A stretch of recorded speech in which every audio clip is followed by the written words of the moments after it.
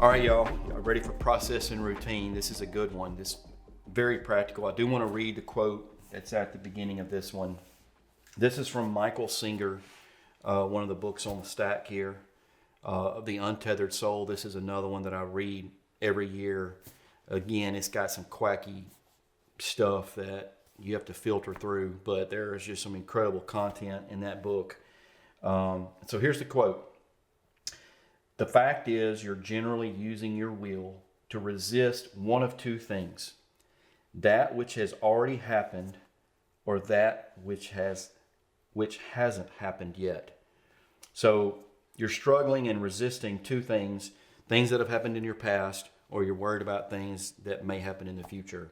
And we've talked some about that. The book, The Untethered Soul, just gets you in a mindset of kind of right now, and not dwelling and getting depressed about your past and not having anxiety and worry about your future. But all you really have is this moment that you're in. So let's talk about process and routine. And similar to, you're probably picking up on the pattern now, there's a big picture and then there's a day-to-day. And it's the same thing with process and routine.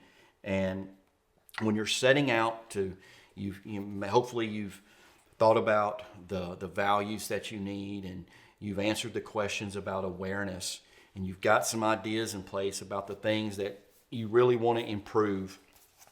Process and routine are the first stages of boots on the ground of making that happen.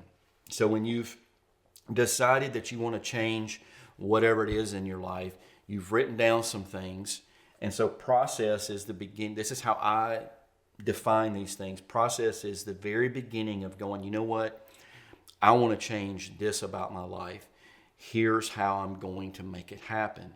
You have to be very intentional about it, and you have to write down some steps, some very generic, attainable, short-term changes that are manageable and doable for you to get started. I think we talk about that in this book, where only about 7% of New Year's resolutions are successful. They're just not usually a good way to start new things. It's a good time. It's like a reset time, but most people create a goal first, and we're going to talk about that a little bit later in another video. But process is saying, okay, I'm going to lose 10 pounds. And so most people get on this crazy diet. They cut out all carbs, or they get a membership to a gym. None of those things are necessarily good or bad, but they're not practical. It's with the end in mind. And so what process says is, let's start with the front in mind. We want to get started, and here's how I'm going to get some wins. It's just by beginning with these maybe 3 steps or 4 steps. So process is an intentional, conscious act. It's about slow and steady. It's very strategic, and it's not going to happen overnight. This is not a habit yet. You've got old habits in place that, while you're trying to get this new habit formed, you've got to get rid of the old habits. And this is a way that we can start that. So we're dealing with the consequence of our unintentional old habit by creating a process to create a new habit. So for instance, if the new habit that we're wanting to create, we start a process of, we want to wake up earlier.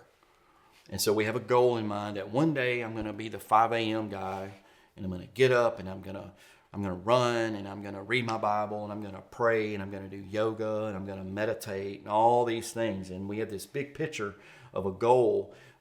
Well, generally that's unrealistic, and those New Year's resolutions that we just talked about usually last about 10 to 20 days for most people. It's that third week, and they're over with. And so this is a different way of approaching becoming a new version of yourself, an improved version of yourself that's a little more practical and sustainable, and there's more success. So if you're wanting to wake up early, you say, okay, one practical way, a process I can put in place would be to go to bed earlier.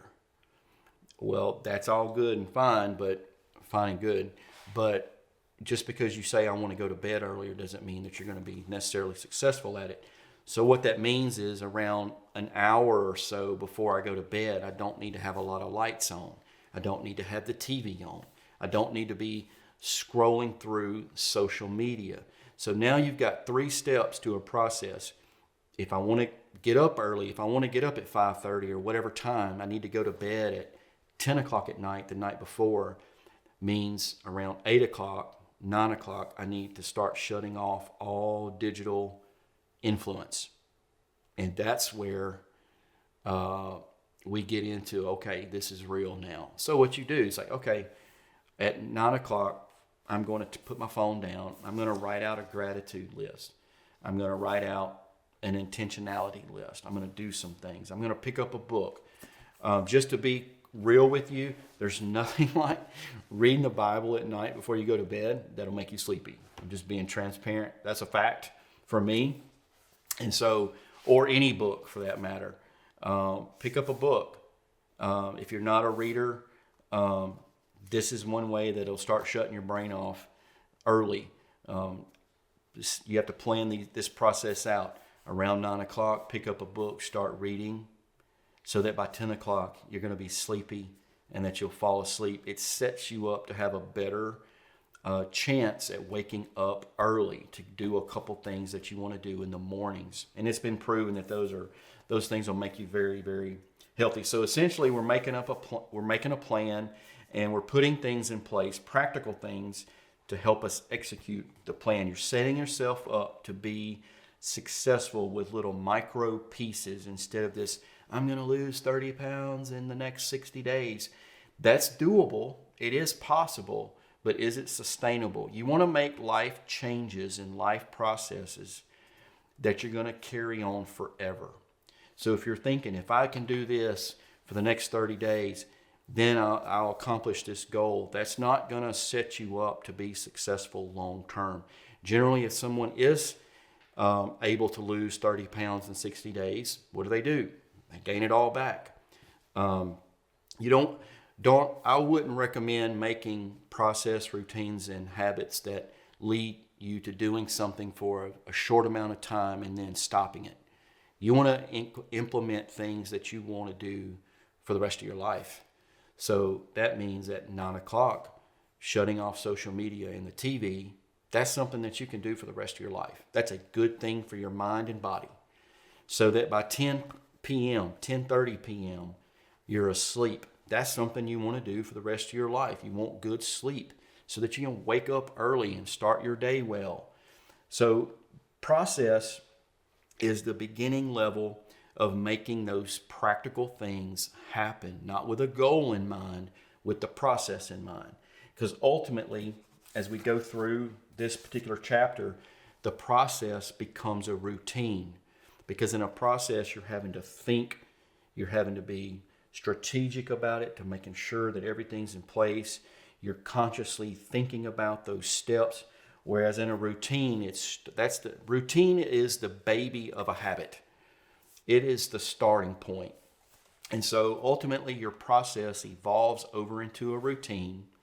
And so you're still aware that you're doing these things. It hasn't quite become embedded like a programmed or coded habit yet in your mind.